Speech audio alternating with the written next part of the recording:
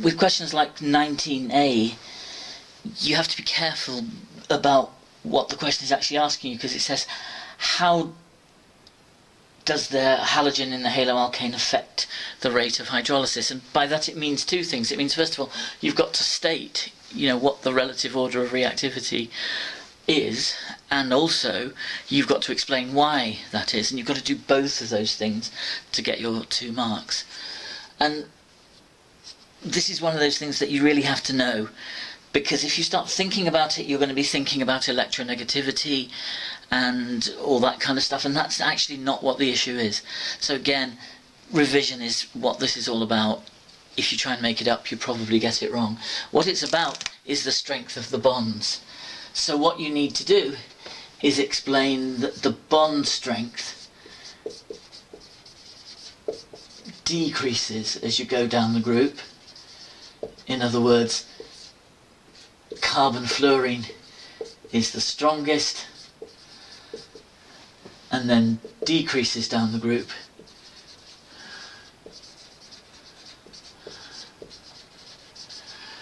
So that carbon-iodine is the weakest. Now this is what's important, because in the reaction these bonds have to break, so the stronger they are, the higher the activation energy. Okay, so stronger bond means higher activation energy, and the higher the activation energy, the slower the reaction. Okay, so that's the connection.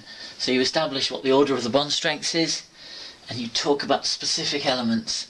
It's better to do that rather than just say decreases down the group. So say explicitly going from carbon-fluorine to carbon-iodine. And then you say, right, that means that the stronger the bond, the higher the activation energy, and therefore the slower the reaction. And finally, just to make sure they've got the point, you say, so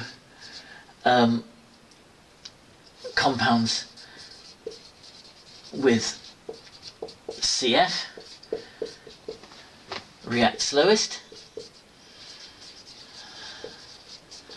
and with CI react fastest. Okay, and then you're absolutely covered. So you don't need to write a huge amount, but you need to cover quite a lot of ground. And the important thing, as I say, is that if you hadn't done your revision, you probably would have been waffling on about electronegativity and sadly missing the point. Part B wants us just to give the mechanism for the reaction of that haloalkane with aqueous sodium hydroxide. So this should be a gift of a question. This is a mechanism that you should have learned in advance. So the key thing is to recognise, this is just nucleophilic substitution. Put on the dipole, because that's the crucial thing. So the more electronegative chlorine pulls the electrons that way, and that makes that carbon the vulnerable one. So OH minus comes along. Sodium ion is irrelevant. You don't need to put it in, it just clutters things up. And what you absolutely mustn't do is this, because that's just nonsense. Okay, sodium hydroxide is an ionic compound, that means a covalent bond. So as soon as you write that down, you're lost. Okay, do not write covalent bonds down for ionic things. So the best thing to do is just recognise the sodium's a spectator ion and leave it out. But what you do have to show is the lone pair on the hydroxide ion, because that's what lets it act as a nucleophile and attack that delta positive carbon. So the curly arrow goes from the lone pair to the atom that's being attacked. It must point at the atom, not to the charge, but to the atom, because that's what's being attacked. And because that carbon can't have 5 bonds, if it's going to accept this incoming pair of electrons, it has to let go of an existing pair, and of course that's the one to go, because the chlorine is able to leave as a chloride ion. And so that pair of arrows is all that happens in the mechanism, because the outcome of that is that you get your product, which is cyclohexanol. So the OH is now covalently bonded to the ring, and the chlorine has left as Cl minus, and you should really show the lone pair there, which used to be this bonded pair, and that curly arrow shows it's now become a lone pair, so you should really show it like that. That's your mechanism. The next bit wants us to draw the apparatus for refluxing a haloalkane with aqueous sodium hydroxide. So it's basically just saying, right, let's draw the reflux apparatus. So you need to have practiced these: reflux and distillation, also perhaps titration, but these are probably the more difficult ones. You need to make sure you practice these diagrams. Now, you don't have time to do a full watercolour study of this stuff. You know, it's meant to be a very simple diagram, and it's meant to be a cross-section through it so that you can see what's connected to what. So what you have is a flask. Now, it's got to be either a round bottom flask or one of these, which is a pear-shaped flask, and it's got to be labelled as such, okay, because it says a labelled diagram. So you label that pear-shaped flask. You can draw a round-bottomed one if you want, but not conical, because you don't use those in these organic methods. And then in the top of that, because reflux is where you put a vertical condenser on the top, so in the top of that you have your condenser, and it's got to be a tube that's in contact with that. So we don't want boundaries here, because then you'd say, well, where would the stuff from the flask, how would it manage to get up there, because there's this boundary in the way. So you don't draw boundaries like that. And what you especially don't do is draw a cork in the top, because of course if you cork the whole apparatus, you have created a bomb. When you heat it up, you create pressure in here and the whole thing is going to explode. So absolutely no bungs in the top. It's just an open tube at the top. But what the condenser has is a water jacket, which you just draw like this.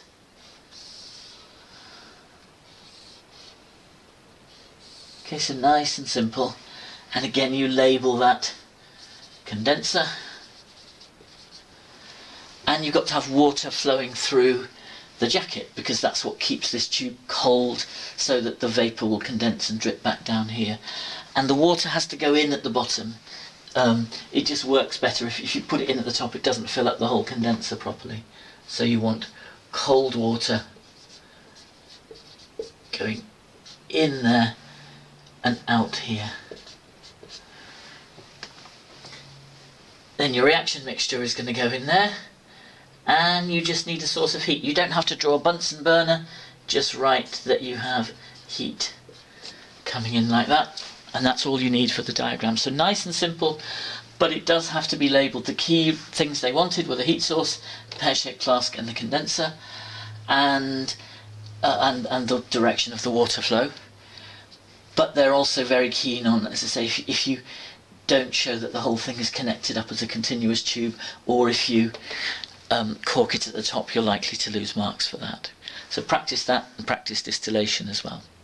Part 2 then wants us to identify the substances involved in this reaction from some data. So we've got compound E, which is a haloalkane. So it's going to be RX, where R is an organic group and X is the haloalkane, and that's being refluxed with aqueous sodium hydroxide. So that's the reaction that we've just been writing the mechanism for and so on. So it's just a hydrolysis reaction, converting that into F, which is therefore an alcohol, and it will also create X- ions, because once they're displaced from the haloalkane, they'll be released, and those, when you add silver ions, will give you your AgX precipitate. So that's the outline. So you had to make sure you understood what was going on, that it's just this simple hydrolysis reaction. Haloalkane goes to alcohol, so E's the haloalkane, F's the alcohol, and when that reaction happens, it releases the halogen as halide ions, which precipitate out with silver nitrate to give you AgX, and so that is therefore G. Okay, so we've got to work out the identities of these three things. You could start either with G or with F, but F's probably the easier one, so let's start with that, because F we know is an alcohol and it has an MR of 74.0. So if we recognise that OH adds up to 17, then we get that 74.0 minus 17 is 57, is the MR of the R group. And that's going to let us work out how many carbons there are, because you can see that if we had 5 carbons, that would add up to 60, so that's too many. 4 carbons, 4 12s are 48, so that would give you C4H9, that looks okay. 3 carbons is too few, because 3 12s are 36, and that would leave you with a ridiculous number of hydrogens. So it's got to be 4 carbons, so that means that R is C4H9. Now, that doesn't tell you though what the compound is, because obviously C4H9 is ambiguous. You could have different structures, and there aren't that many of them, so probably the quickest way to figure out which one it's got to be is to write them all down. So if we consider the straight chain possibilities, if you've got a chain of 4, you could put OH at the end, or you could put OH there. Okay, so those 2 are possibilities. Or you could have a chain of 3 with a branch, and then again you can either put OH there, or you can put it in the middle. And those are actually the only 4 possibilities as far as the structural isomers are concerned. And the key thing is to notice in the question that it tells you it's chiral. Well, that one isn't. That has no chiral centres, so it's not that one. Neither of these. This one, the only candidate would be that carbon, but it has 2 methyl groups the same, so that's not chiral. And this one, of course, has 3 methyl groups the same, so that's not chiral, but this one is. Okay, so this is the only chiral compound that fits that molecular formula. Okay, so that gives us our answer. So make sure you don't just leave it there because you thought it through, but you haven't explained it clearly to the person marking it. So you say, this means that F is that compound, butan-2-ol. And of course, that makes it then very easy to work out that this is going to be the haloalkane equivalent of that, just with the halogen at that position. But what we don't know is which halogen it is. Is it chlorine, is it bromine, is it iodine? And so that's what we've got to work out in the next part of the calculation. Okay, so it tells us in the question that we have 0.01 moles of this at the beginning. And you can see from this scheme that when that hydrolyzes, you'll produce 0.01 moles of that, but crucially, you'll produce 0.01 moles of X minus as well. And therefore, since all of that gets converted into AgX rather, we'll get 0.01 moles of compound G, which is this silver halide. And that gives us the information we need to work out what the halogen X is, because we therefore have that 0.01 moles of AgX has a mass equal to 1.88 grams. That's the number that it gives us in the data. So we can therefore use this relationship, that Mr is equal to mass over moles. And remember, this is always the strategy to take when you're trying to work out the identity of a missing bit in a formula. It's the same as when you do water crystallization, those kind of problems. You think, right, if we can work out what the Mr is, we can deduce what that is, and that's what we're doing here. So it's mass over moles, which is 1.88 over 0.01. Okay, so 1.88 over 0.01 means that the Mr of AgX, which is compound G, is 188 for compound G, which is AgX. So then we just need to look up the relative atomic mass of silver, which is 107.9, which means that X has a relative atomic mass of 188 minus 107.9, which is 80.1. And then you just match that to your periodic table and say which group 7 element is that closest to, and it tells you that it's bromine.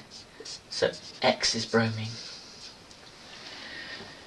And that's now all we need to know, because we therefore can fill in the rest of the identities. We already know that F is that, so we can now say that G is therefore silver bromide, because that gave us the correct MR of 188. And we can say that E, our starting compound, is 2-bromobutane, so it's just the equivalent to that, but with bromine there instead of OH. So E is this compound.